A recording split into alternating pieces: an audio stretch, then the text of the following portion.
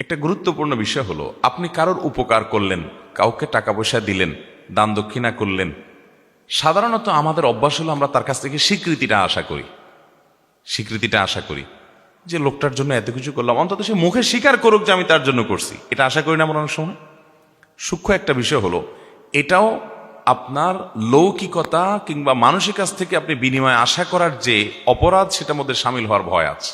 আপনি তার কাছ থেকে কোনো ফিডব্যাক আশা করবেন না। দেখুন, অনেক সূক্ষ্ম একটা ব্যাপার কিন্তু। আল্লাহ তাআলা কোরআনে বলেছেন, ওয়ায়ুতআইমুনা আত-তাআমা আলা হুব্বিহি মিসকিনাও ওয়া ইয়াতীমাও ওয়া আসীরা ইন্নামা নুত'iমুকুম লিওয়াজহিল্লাহ লা নুরিদু মিনকুম জাযাআও ওয়ালা শুকুরা।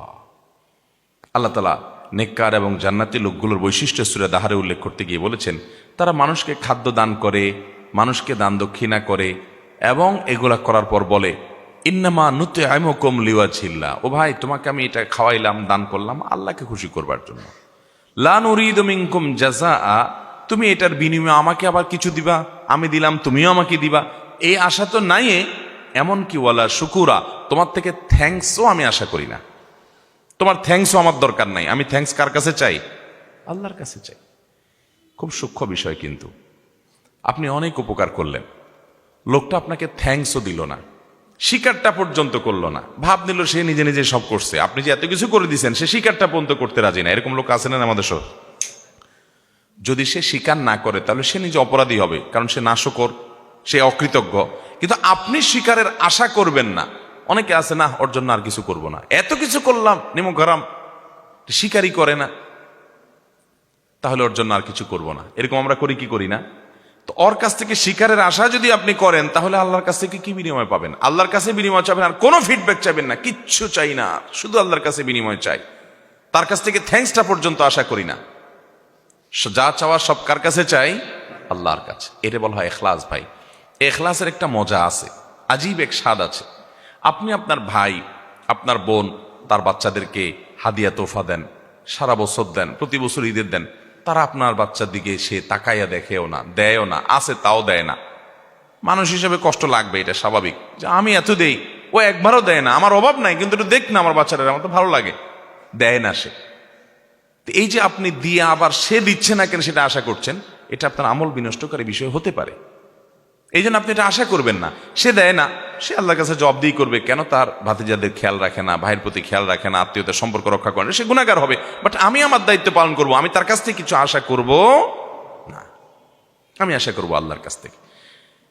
এই পলিসি যদি মাথায় রাখেন এবং এই মূলনীতি যদি আপনি অনুসরণ করেন, তাহলে দেখবেন আত্মীয়তার সম্পর্ক রক্ষা করা আপনার জন্য ইজি হয়ে গেছে, সহজ হয়ে গেছে। শয়তান আপনাকে আত্মীয়তার সম্পর্ক থেকে নড়াতে পারবে না। আর না হলে শয়তান আপনাকে কুবুদ্ধি দিবে, আরে তুমি এত কিছু করো, ও তো স্বীকারটা পর্যন্ত করে না, তুমি এত কিছু করো, ও একটু কিছু করুক।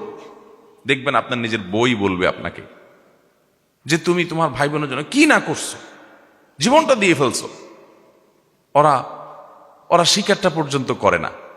বউ দেখবেন ফুসলাবে, আছে না নাই? তখন বউকে এ ওয়াজ শুনাই দিবেন যে আমি আমার দায়িত্ব পালন করছি, ওর কাছ থেকে কিছু পাওয়ার আশা না। ও আমার জন্য চুল পরিমাণ কিছু না করলেও, ও না করার কারণে আল্লাহর কাছে জবাবদিহি করবে, আমার কোনো সে নাই। আমি যা করছি এটার বিনিময়ে ওর কাছ থেকে কিচ্ছু চাই না, থ্যাঙ্কসটাও চাই না। আল্লাহ কোরআনে নেককারদের প্রশংসা করে তাদের বর্ণনা দিতে গিয়ে আল্লাহ বলেছেন, লা নুরিদু মিনকুম জাযাআন ওয়ালা শুকুরা। তারা দান করে বলবে তোমাদের কাছে, ও ভাইয়েরা, তোমাদের যাদের দান করলাম, উপকার করলাম জীবনে, তোমাদের কাছ থেকে বিনিময়ও চাই না, শুকরিয়া বা কৃতজ্ঞতা, থ্যাংক ইউ আশা করি না। তাহলে এইভাবে যদি আপনি দেখেন, তখন আত্মীয়তার সম্পর্ক রক্ষা করা কি হবে? সহজ। এক ব্যক্তি আমাদের প্রিয় নবী সাল্লাল্লাহু আলাইহি ওয়াসাল্লাম কাছে আসছেন, এসে বলছে, ইয়া রাসূলুল্লাহ, আমার এক আত্মীয়, আমি তার সাথে মিশতে চাই, কিন্তু এই আল্লাহর বান্দা পারলে আমার ক্ষতি করে, আমার গোষ্ঠী উদ্ধার করে, মামলা মোকদ্দমা করে, অযথা আমার সাথে গন্ডগোল ফাসাদ করে। আমি চাই তার সাথে একটু ভালো করতে, কিন্তু সে আমাকে এগুলো করতে দেয় না। তখন নবী করিম সাল্লাল্লাহু আলাইহি ওয়াসাল্লাম বলেছেন, শোনো, তুমি যেমনটি বলেছো, বাস্তবে যদি এমন হয় তাহলে তো ও কপাল পোড়া, ও তো গুনাহগার আত্মীয়র প্রতি অসদাচরণ করার মাধ্যমে। কিন্তু তোমার দায়িত্ব হলো তুমি তার প্রতি সুসম্পর্ক বজায় রেখে চলবে, কারণ লাইসাল ওয়াসিলু বিল মুকাফি, আত্মীয় দেয় সেও দেয়, আত্মীয় ভালো করে সেও ভালো করে, এটা আত্মীয়তার সম্পর্ক রক্ষাকারী না। আত্মীয়তার সম্পর্ক রক্ষাকারী কে? যে তার আত্মীয় তাকে দেয় না তারপরও সে দেয়, আত্মীয় তাকে ভালো কিছু বলে না তারপরও সে ভালো কিছু করে, অর্থাৎ সে ভালো থাকার চেষ্টা করে। এই চেষ্টাটা থাকতে হবে। হ্যাঁ, কোনো কোনো সময় এমন হতে পারে যে সীমানা ছাড়িয়ে যায়, তার কাছে ভালো কিছু করতে গেলে আরো পারলে আমারে ক্ষতি করে, তাহলে আপনি আত্মরক্ষার জন্য দূরত্ব বজায় রাখলেন, সেটা ভিন্ন কথা। কিন্তু দূর থেকে তার কল্যাণ কামনা আপনার মধ্যে থাকতে হবে। আর আত্মীয়ের তালিকায় সবচেয়ে কাছের আত্মীয় কারা? সবচেয়ে নিকটের আত্মীয়, যাদের সাথে সম্পর্ক রক্ষা না করলে আপনার ফরজ তরকের গুনাহ হবে। আপনার বাবা মা, আপনার সন্তান সন্ততি, আপনার ভাই বোন, আপনার চাচা ফুফু, এরা হলো সবচেয়ে কাছের আত্মীয়, বিশেষ করে ভাই বোন।